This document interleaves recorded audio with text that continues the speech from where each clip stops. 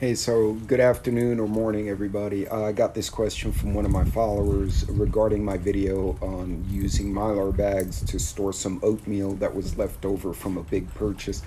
You can use Ziploc. The Mylar does a better job at sealing in the long term.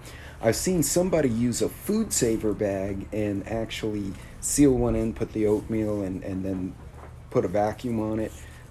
That kind of works as well. The Mylar will last, I believe it's 10 to 15 or 20 years with the oatmeal. I don't know how long that will last in a Ziploc or something else, but the whole key is to try to get as much air and oxygen and moisture out of it that you can.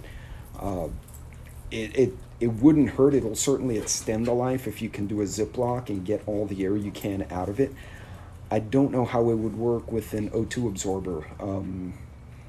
I'm trying to think here of other options now. If you do have a like a container that you can take the air out that has like the air pump remove to remove the air, that might work too. Um, you could use Ziplocs if you can push as much air out. It'll certainly extend the life. I just don't know how long. I wish I had a better answer for you, but I haven't tried it. Now I am doing an experiment. There's the corgis are barking. Have done an experiment where I took flour in the bag, punched a quick hole in it, put it in a food saver, and sucked it, a vacuum on it in a food saver bag. And I opened one 6 months later, and it was still good. And I used it to cook bread.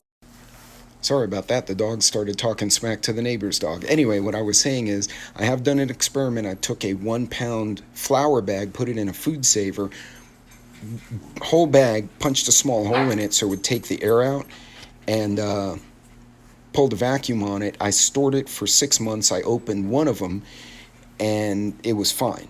It wasn't foul. There were no bugs or anything. So you could try that route.